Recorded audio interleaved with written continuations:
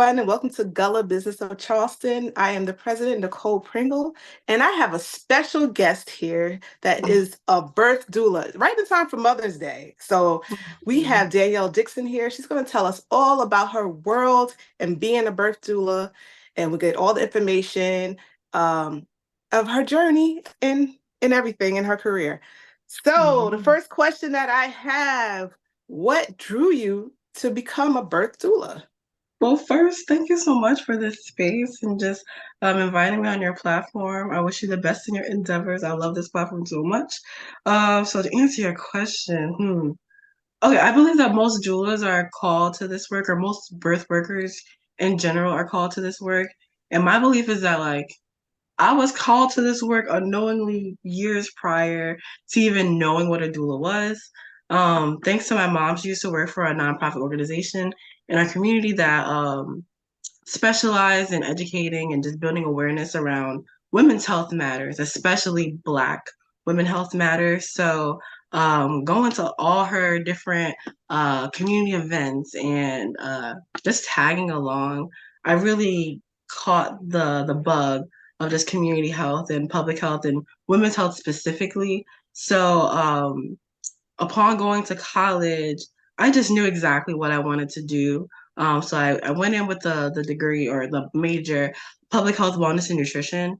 And a lot of my professors, ironically, had backgrounds in maternal health. So one professor in particular, shout out to her. She was a midwife prior to academia, and I was taking her children's and maternal health class that semester, and I just was so infatuated and so in tune with what she was talking about, especially when it came down to just Black mamas or just people of color in general, what we face being parents, or just showing up in health spaces. So unfortunately, after a really bad class of me just not being engaged, being my usual self, because I did work for the public health department. I had years of experience in the field. So it was a part of my vernacular, part of my personality to speak up in class. But this class specifically, I just was not having it. So that professor asked me to stay after. And I thought she was gonna yell at me in true transparency. I just thought she was gonna be like, why weren't you engaged? You were just out of it. But she sat me down and she wrote me an $800 check essentially to ultimately do whatever I want, but came with a little, advice. She was like, there's these things that I think you'd be really interested in doing, doula work, birth work, that would be a really good field, possibly invest in. I see you're very engaged in this class. I'm a midwife, or I used to be a midwife. So, just see. And ironically, after doing research that night, I found a DONA training, which is the main doula training across America to take that was happening in my city that weekend. So I personally believe that it was God, because I had no knowledge at all of what a doula was. I knew of birth workers, obviously, like midwives and, labor and delivery nurses. I knew that world, but I didn't know necessarily the community side of it, or just being that intimate with clients. So yeah, I believe that was the moment that really called me. But years prior, I just was working with one-on-one with moms, and specifically women that were dealing with breast cancer. I would go with them to their different appointments, and in my brain, in retrospectiveness and just thinking back and reflecting, I feel a lot of my doula traits and being able to pray with people and comfort them and confide in them, and have them confide in me, and just that connection. I feel a lot of that groundwork happened doing that stuff prior to even knowing what a doula was. So hope that answers your question. That does, but that's amazing, how it was lined up, because that Yeah, seems like your professor's here. She obviously had to notice something about you to yeah, I'm even grateful. write off that check and tell you about I'm that. so grateful. You have no idea. I'm so grateful to still have connections with her. And it's so funny how our lives keep on intertwining, and we keep on bumping into each other. But yeah, she is truly an angel. I'm so grateful for her. Oh, that's amazing. So I know you talked a little bit about the training, but what other trainings do you have to take to even become a doula? Yeah, so let me just be upfront and transparent, because I feel that's a part of just breaking the cycle and just opening the door for like whomever might be interested in this work. So there's no set like pathway certification like way to do this stuff. There's doulas that are just called, through ancestors, just like having family members, having an auntie that, you see like, yeah, you might need some birth support. She might step in and be your doula. But from like a true professional standpoint, there are several, and I mean several, hundreds and hundreds of trainings that you could take to be a trained doula. Certification varies in states alike to, just like different medical like professionals. So depending on what state you are will be whatever certification pathway you need to take or whatever like requirement there is. However, there is no requirement ultimately to be a certified doula to do this work. But for me, I knew it was important, especially when it came down to working with Black and Brown mamas, especially with the statistics and the things that we face. Like, I wanted to be well versed in this. So I started off with, of course, DONA, Doulas in North America. That is like the main training that most doulas have to take, or I want to say have to take. It's the most popular known, training in America that doulas take. It's about a 3 day long training. And I Oh, say a wow. 3 day long training, right? That is, in my world, just not enough time for anyone to feel confident, equipped, and don't get me wrong, amazing training, went in depth, and did what it needed to do, right? But when it comes down to like this work, especially like now 5 years into the game, like, yeah, that's just not enough to be confident in that. So again, all due respect, great training. Please take at least one. I ended up Yeah. going above and beyond and finding a Black led training because, again, like, well, I serve all types of populations. My heart and my soul is for my people of color. So I wanted to find a training that specialized in teaching me how to serve my community. So there, shout out to Earth's Natural Touch. It's a community led doula training back up north where I'm from in Connecticut. And it was 14 months long, super intense. And they didn't just train me to be a birth doula, being that it's 14 months long, they trained me to be a full spectrum doula. So what that means is I have training and background in most things maternal health. So from abortion to planning your pregnancy, fertility care to menstrual care to postpartum care to lactation support, of course, birth support, labor support. But what we realize in maternal health, it encompasses a lot of things, right? Like you're pregnant for like 9 months, but a lot of people are still experiencing all those things for years and years, right? As their babies are growing up. So I really love this training because it really supported me on being able to support my clients on all those different phases of labor. And now as a doula, like I take trainings for the fun of it because I want to know, right? I want to know all this stuff.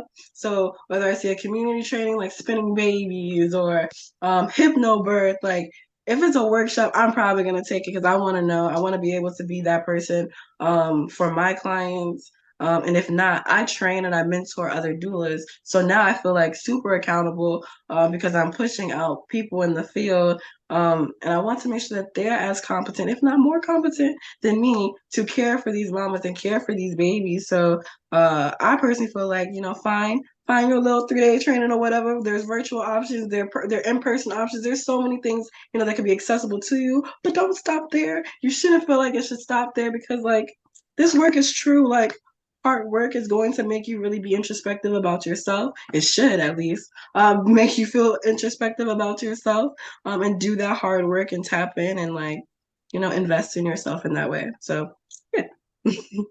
Well, let me just back up in case somebody doesn't know what Mhm. is a doula.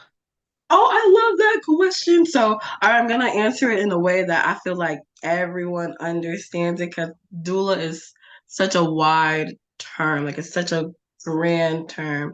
You know how we have like our gym trainers, right? Like you go to the gym and you train your body, right? When you're trying to work out, you're trying to lose that weight, you're trying to get your summer bod. A doula kind of does that same thing for mamas to like really give that special patient-centered care to mamas and their families throughout pregnancy. And if you're a postpartum doula or a full spectrum doula, beyond pregnancy. So as a doula, I provide emotional, physical and mental care to my clients. One of my doula friends said it perfectly. She's like, a midwife takes care of everything from the waist down. You know how you go get your pap smear, you know how you go to the OB and you do all like the medical things. Well, a doula does like from the waist up. We do all that emotional stuff. We're, massaging your hand. We're informing you. We're building your confidence. We're doing all that inner work for you to feel confident, feel supported on not only like mamas and birthing individuals, but their families too, making sure that everyone feels informed and cared for and supported during a very vulnerable, transition for a lot of people. In your experience, what is the most common concerns and fears that most people have during pregnancy? Well, especially our people of color. And I feel like maybe all of us experience this on the world because, like, in terms of society, we're taught to trust our medical professionals and not tend to like question them. But one of the main concerns I feel like people bring up um, is often just not being heard or not being believed by their professional, or the information that their provider is explaining to them is like going over their head, and they're too afraid, to ask those questions. Medical negligence, right? Being pregnant, you're very vulnerable. And sometimes people don't have like the best interest at heart, or sometimes people are too rough with you. And like people tend to fear, changing providers last minute, or even questioning their provider because you were taught to trust them. Um, Again, like I really think it goes back to just medical negligence, not knowing how to advocate or not knowing how to ask those questions, or if you should ask those questions, or if this is normal, or if this is common, or if it's because it's common, is this normal? Like it's just a lot of different like variations and gray spaces. I feel like for pregnancy that people, don't feel comfortable, especially in medical spaces to talk about. Something else that people tend to bring up is breastfeeding. That's like as a doula, especially as a postpartum doula, that's gonna be something that a lot of people bring up to you because as something as natural as breastfeeding and feeding your baby, that's like one thing that people tend to question if they're capable of doing.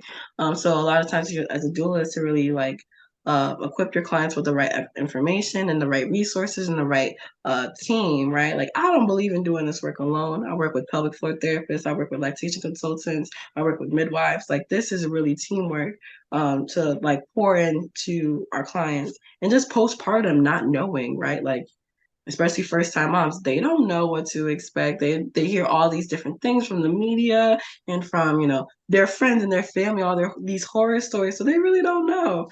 And like they're just like led to like, okay, well, let's just see.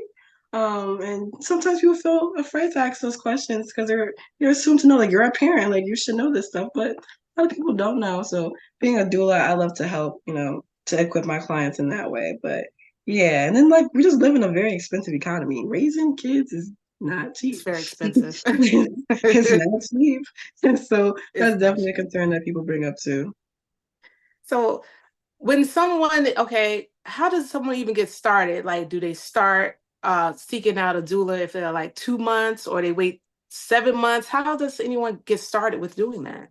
So my recommendation is if you're pregnant, please reach out in your like second trimester. I personally feel like most doulas will never turn you away. I've taken on clients that are 37 weeks. I've taken on clients the day before, right? I offer last minute birth services. I'm lucky to do that because people they find out sometimes really late in the game what a doula is, or if they feel like they need that support. So like why not be able to provide that? But the best way to do it is go online, look up a bunch of doulas. I am no stranger in like referring out. And I believe like with all these doulas, you should shop around and you should interview, you should ask questions, and you should find your match. Because you might find a doula that like you love, and you might find a doula that you really don't want to work with. So like interview, ask questions, do consultations. I offer free consultations, and that's just a space for people to ask me a bunch of questions and interview me. I'm like an open book, and I just let them know like all my things. If we can work together, I tell them all my prices and all my services, and like hopefully by the end of it, like they're sold, and I get to work with them, and we find like a way to work together. But yeah, that's the way that they start. And you sign a contract. Um, and then it depends on, of course, the services that you're looking for. But I tend to work with my clients prior to them, getting into the birth space. So I work with them for a couple months where we do a lot of equipping of like knowing all this stuff.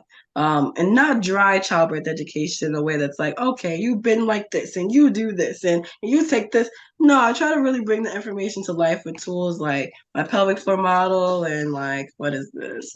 My cervical wheel. I try to bring it to life so that my clients are really understanding and like can really take the information and make it like tangible for them so they feel equipped for birth and they feel confident when they go into this space. We do birth plans, which we talk about all the different options, especially if it's the hospital birth. I do support home births too, but a lot of times people that are looking for doulas, they're looking for that extra support in the hospital space to advocate for them.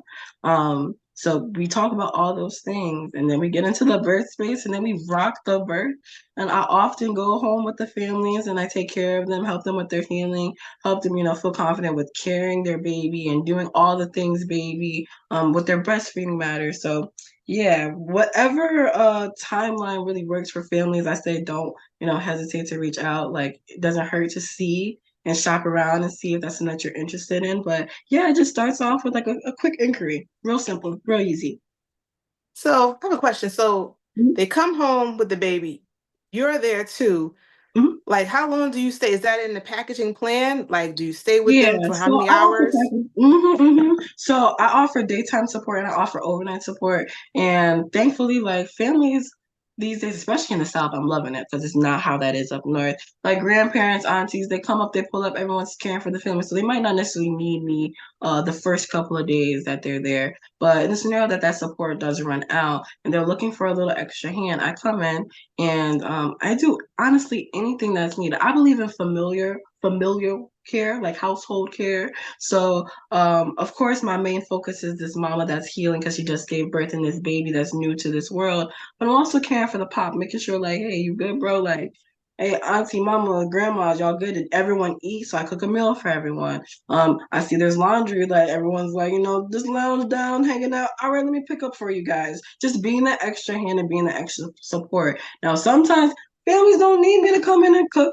and they don't need me to come in to clean. Sometimes they just need an ear, someone to Mhm. just pour into them, to like give them information and answer questions for them, or not to even answer questions, just sit down and just watch TV with them and just be there and just to share that space. And I call myself a birth keeper. So if I'm able to attend someone's birth, I tend to take notes of the birth while it's happening. So a lot of times during, birth, especially if the person that's in labor, you can tend to forget what's going on because you're in that like deep focus space. So sometimes during postpartum visits, I get to, process their birthing experience with them and call back some of the things like, hey, you remember when that happened, when that nurse came in, haha, that was so funny. And we can really like um reframe the birthing experience into something that's beautiful and something that we can like really like enjoy and love look back on. So postpartum care looks different for every mom, especially for mamas that are, going through postpartum anxiety or depression.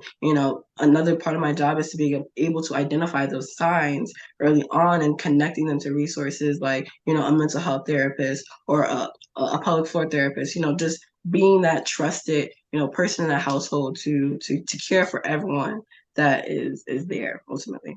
I just want, you know what? I really want to know, like, what is like a memorable birth story that you have? Oh, I have so many. Like I have so many. I'm only gonna share those that like I'm able to share because like these are their stories. Mhm. But one in particular, uh I had a mama who was active military. Shout out to those that are, serving our country ultimately. I offer discounts to y'all specifically as well.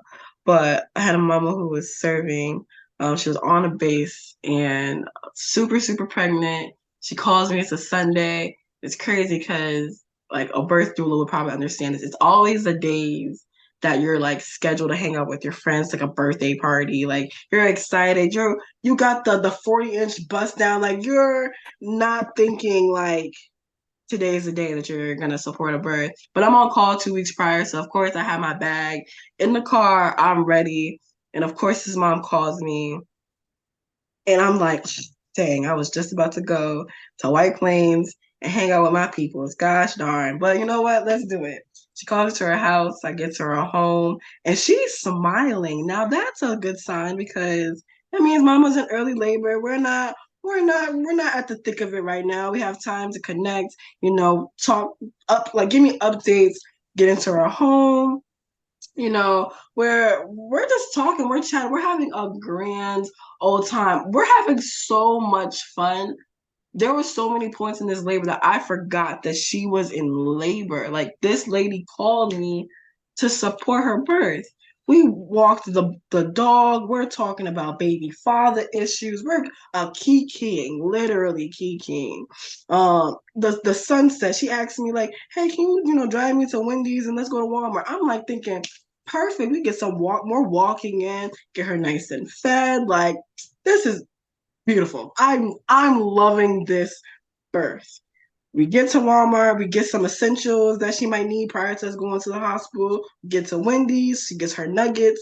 She goes to the bathroom, comes back, and she says, "Ha ha ha, I hope they give me my food before I give birth on their floor." And I'm like, ha ha ha ha. Mind you, like this lady isn't showing regular contraction signs for me to be tracking. Listen, I'm a great doula. I track contractions. I do all that stuff. I could not do this with this specific lady. We leave Wendy's. We're outside in a parking lot. She puts her hands on the hood of her car. And she starts swaying and making mooing sounds, mooing like labor sounds. As a doula, I know those sounds like no other, like no other. She's swaying. She's like, "Ooh, ooh." I'm like, "Baby girl, are you okay?" She's like, "I'm okay." Ha, ha, ha.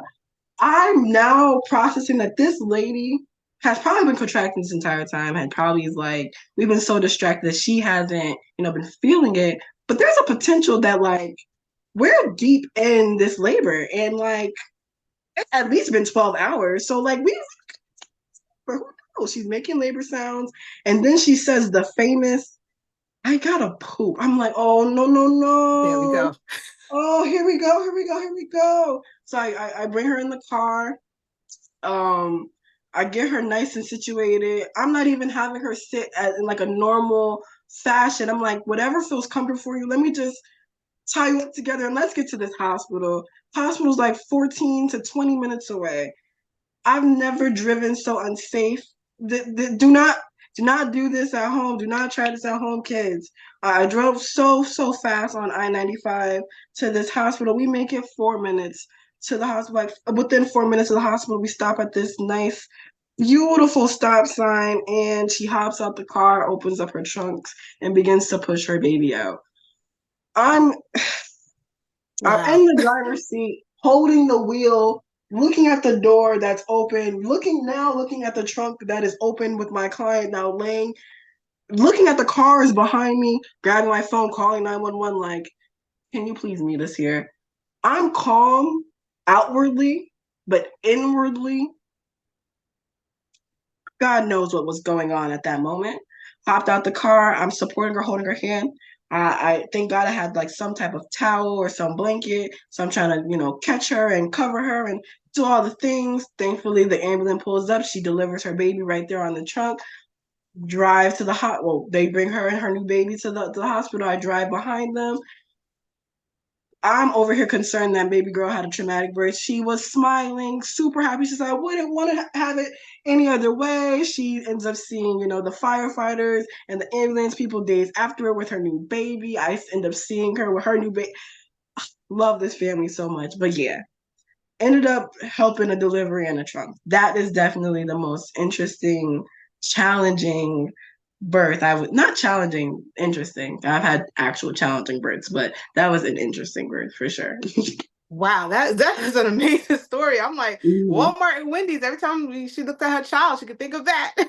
No, literally, I can't get a 10-piece chicken nugget from Wendy's without thinking about her. Without Shout thinking out to about it. that beautiful baby girl. That's Wow, so that is sweet. amazing. So, well, that's another reason to have a doula. You need somebody there Mhm. Have for some someone there support. in case of an emergency. Just have someone, be there, be that extra hand, be there to calm you down and support you. Oh, I feel like I needed a doula at that point. Oh, wow. You know what I'm noticing too? Like, I guess because, I think for most people, well, me. I already knew what a doula was, but Mhm. it's starting to get really popular. I think Yeah. Erica Badu is one. Yes. You're hearing about it more. Mhm. Um, do you know that there's a percentage of how many doulas that are Black or Wow. Now that's some research I definitely have to do, but what I will say is there's so many black and it's so beautiful to see. It's so amazing. Like there's nothing that warms our heart more than seeing a fellow black doula. I actually went to a birth expo this past weekend with my doula sisters that are black doula sisters. And we met up with some other black doula sisters from Colombia. Shout out to nice? them. And there's just something like it's like seeing sisters, like Color Purple, like you and me, like it's just that immediate connection because we understand like this. It's truly a lifestyle being a doula. Like it changes so many different elements of your life. So having those sisters is really important. But I don't know the percentage. I do know the percentage of black midwives or black people that are in, you know, like professional medical, reproductive care is astronomically low and like we definitely need to do better in that. Like I've been seriously even considering going back to school to like get into that field, whether it's midwifery or labor and delivery or whatever, because what you're hearing in terms of these statistics and these stories, it's true. Like it does happen. Like these scary things do happen, and obviously any cultural group, if you see a like-minded shared face in that space, you're gonna feel more comfortable, you're gonna feel more seen, you're gonna feel more heard. So we definitely need to have more black and brown faces in these spaces for sure. Like we need it, we need it, and respect. Oh wow. Well, this has been so enlightening for me, and Mother's Day is coming around the corner, and I So feel like, do you feel like most births happen around this time, like summer? yes. So it's so funny that you say that because it's like at least a running joke with my doula sisters. Like it gets really quiet like February going into like March. And then everyone pops up out the woodwork around this time. Like, hey, I'm expecting. Hey, are you available? Hey, can you use for my birth? I'm doing July. I'm doing August. I'm doing September. So yeah, it's a very popping time of the year. I love it. I love when people decide like let's have some babies. I love that. It's good for And business. oh, so I don't forget, because you're here in South Carolina. Yes, I Do you am. travel or how does that work? Absolutely do. So I travel, thankfully. I'm so grateful to travel across like the East Coast. So I serve all the way from Connecticut all the way down to Georgia and Florida. I've done at least one birth in at least each state, which is really, really cool. And in terms of how that works, I have a huge network of doulas that I connect with and I network with. So I always have at least two backup doulas on me in the scenario that like I'm in different spaces at the wrong time because babies come whenever they want to come, and I make sure that my doulas, of course, are vetted for, but also that my backup doulas are very well connected with my clients, so no person, no strangers, having to support a birth and vice versa. But yeah, I'm on call 2 to 3 weeks prior to every due date, so I make sure that I'm in that state or in that city or wherever I am called to be at that time. And then I wait around for baby to show up. If I'm called to do postpartum work afterwards, I try to stay as long as I can. And then that's usually when my backup doulas come in and take care of whatever I cannot take care of. And or my postpartum visits never like run out because people are always showing up and popping up pregnant again. So I do get a lot of repeat clients. So if they don't use up all their postpartum visits the first time, they end up coming around with their new baby and they end up using the rest of them or like doubling up. So that's really cool. And I'm still young, so I love to be able to travel and to see literally all the different reproductive health spaces. Like coming from up north and now serving down here primarily in the south, it's so different from what I've experienced up north. And I try to take as much information and just like make sure that everyone's getting quality care because it's insane like how different states that neighboring states take care of women's health and reproductive care overall. So yeah, like I love traveling. It's super super fun. It's really really cool. And our last famous question that we ask everyone, what three words would you use to describe being a birth doula Oh and my why? goodness. Oi, oi, oi. Okay, well, the first one definitely. it's fulfilling because I really wouldn't want to, like, I would do this work for free. If I could, I would do this work for free. Um, I wake. This is such a lifestyle career. It literally impacts so many different elements of my lifestyle. It's really a part of my identity at this point, and I'm so grateful for that to be able to serve mamas and families and see papas become pops. Like, oh my gosh, like I really praise God for the things I see because it's really beautiful, and some of it is heart wrenching, right? Like some of it I do see, some birth plans not go to as planned, but being there to hold their hands, to dry those tears, to reaffirm them at that moment. Like I wouldn't want to do anything else. I promise I wouldn't want to do anything else. um Another word I guess would be challenging to that point, right? Like seeing some of those heartbreaking things, or you know not being able to fully help everyone. Or the challenging part sometimes for me is like walking away from clients, like that termination. While it's not full termination, because like I get baby pictures and get invited to birthday parties and all that stuff, but you really build a connection with these families and connection with these people. So leaving them like, oh, it's just like it's heart wrenching, but your job is done. So it's like, oh, they did that. Like it's so good to see that, but that can be very challenging. And the work is like hard on the body and the mind, ultimately, I can say. I really try to prioritize rest and community because, yeah, like the work can be draining, and to have people pour back into you after doing such pouring into people is really important. But ultimately, last thing is worth it. Like it's so worth it. Like if there was a way to be a salesperson on this career, I would. Like I promise you, I would. I try to convince so many mamas to become doulas because, like, one, it's needed, and it's true hard work. Like there's nothing that feels better than being able to be a blessing to, honestly, the people that run our society, moms, like mothers. Like it's so good to pour back into, and I was raised by a single mama, so shout out to her. But to be able to pour back into, moms in general, the people that are the backbones of our community, it's so worth it. It's so amazing. I want to thank you for coming on, especially with Mother's Day coming next week. This is super important for people to know. Yes, it is. And how can people reach you?